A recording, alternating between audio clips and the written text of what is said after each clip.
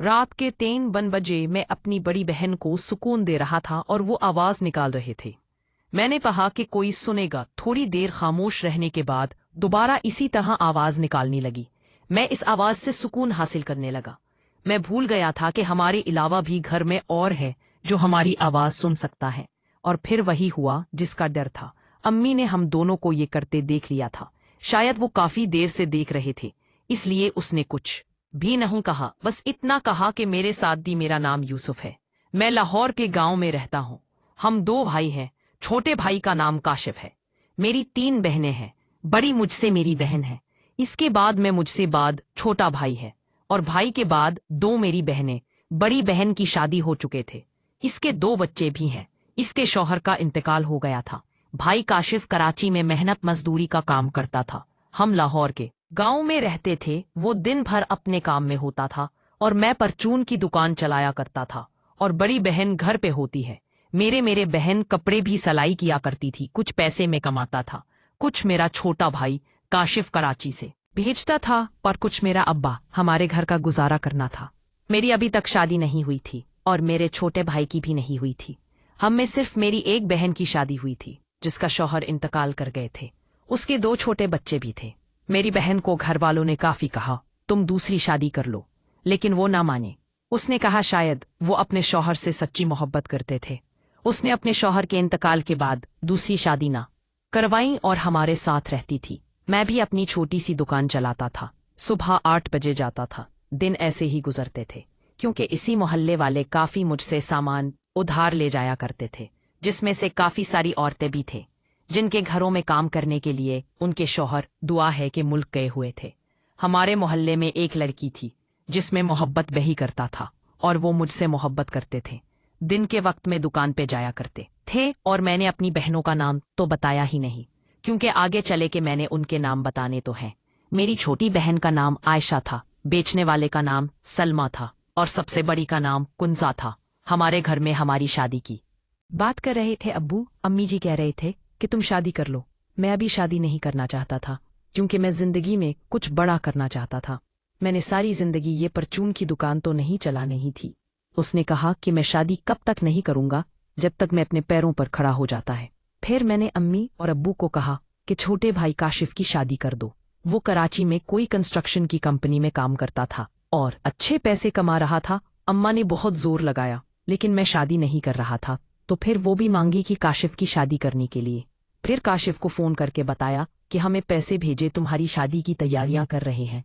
और मेरे भाई काशिफ ने भी यही कहा कि मैं अभी नहीं करना चाहता, तो बड़े भाई की शादी कर दो। लड़की को कैसे सेट किया हुआ था, कराची नहीं, लेकिन हम और आपने के नहीं, तो मैं शादी करनी होगी। तुम्हारा भाई यूसुफ दुकान चलाता है, तुम तो अच्छा कमाते हो। यूसुफ की कमाई इतनी अच्छी नहीं है, जब वो भी अच्छा कमाएगा उसकी शादी कर दी गई। अब तक मजबूर हो गया था। मेरी अन्नी और अब्बू ने उसके लिए रिश्ता ढूंढना शुरू कर दिया था, और मैं अपनी रूटीन के मुताबिक सुबह 7 बजे चला गया था। नाश्ता किया। मेरी अम्मी ने मेरा नाश्ता बनाया था। अगर अपनी बहन की अम्मी की बात करो, मेरी अम्मी के 5 बच्चे थे, लेकिन बावजूद इसके अलावा बहुत खूबसूरत और जवान होते थे, लेकिन वो मेरे अब्बू थे। ये एक माही कहानी है, ये भी फुर्सत में सुनाऊंगा कि कैसे मेरे अब्बू ने मेरी अम्मी के साथ शादी। मेरी अम्मी मोहल्ले की सबसे हसीन तरीन औरत को जब भी बाहर निकलती है तो लोग उसे आंख भर कर देखते थे। अपनी अम्मी को कहता था, अम्मी आप बाहर ना निकला करें, जो कुछ भी आपको मनवाना है आप बता दिया करूंगा। और मेरी बहनें भी बहुत खूबसूरत है। मेरी माँ और सबसे खूबसूरत थे। हालांकि उनकी उम्र 33 साल थी, लेकिन वो इस नतीजे में 25 से 30 साल की हो, और कोई भी पहली दफा मेरी अम्मी और बहनों को देखता तो नहीं लगता था। शायद इसमें नहीं है, आप समझ जाता हो जाता था। मैंने नाश्ता बनाया था, नाश्ता किया और अपनी दुकान पर आ गया। मैं भी दुकानदार छोटा सा लड़का भी खड़ा किया गया था, जो उसने कहा था कि सामान क्यों नहीं रखा हुआ था, और उनके भाई की बेटी मैं दुकान पर आया है। मैंने इसको कहा था तुम दुकान पर बैठो, मैं बाजार जाए। उनका इस्तेमाल नहीं किया था, क्योंकि दुकान का सामान खत्म हो रहा था।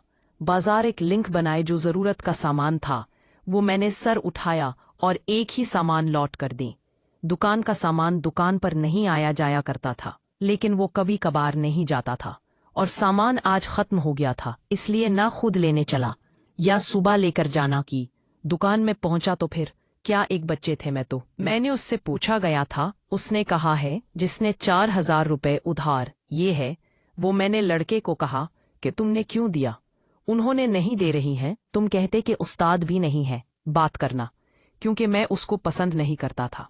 इस औरत के भी 2 बच्चे थे और वो भी काफी शोहरत रहती ही।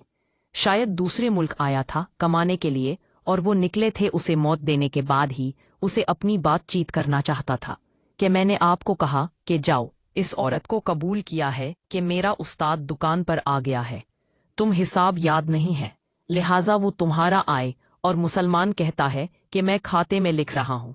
उसने कहा अच्छा, उस बच्चे को चाहता हूँ कि मैंने उसको कहा कि मेरे घर जाता खाना भी लेके आना, क्योंकि मैंने दोपहर का खाना आपने दुकान पर ही मंगवा करता था। फिर वो लड़का औरत के घर गया और उसको जाके सारी कहानी सुनाई। उस औरत ने कहा कि अभी तो मैं घर के काम कर रही हूँ, इस बात को बोलो कि मैं घर आ जाए, दुकान पर नहीं आ सकते। तो उसने मुझे बताया कि पाकिस्तान से बाहर तो कह रही हैं कि नहीं देते हैं, और वही मेरे दिल में खुश होते हैं। इससे अच्छा मौका मुझे मिल नहीं सकता। काजी, आपने खाना खा लिया है? ये दुकान में बहुत मेहरबानी जनाब, करके बताता हूँ। मैं आने वाली किताब में बताया गया था कि उसने दरवाज़ा खटखटाया तो दरवाजे पर आए। उसने कहा जी। मैंने कहा वो आज अपने सामान लेना था। छोटा लड़का बैठा था है कि आपसे बात करने आया हूँ। उसने कहा अच्छा, सुकून से बैठ के बात करते हैं कि मंदरजा जेल में पानी आए महसूस कर रहा था कि शायद औरत को मिलाना बुरा लग रहा है।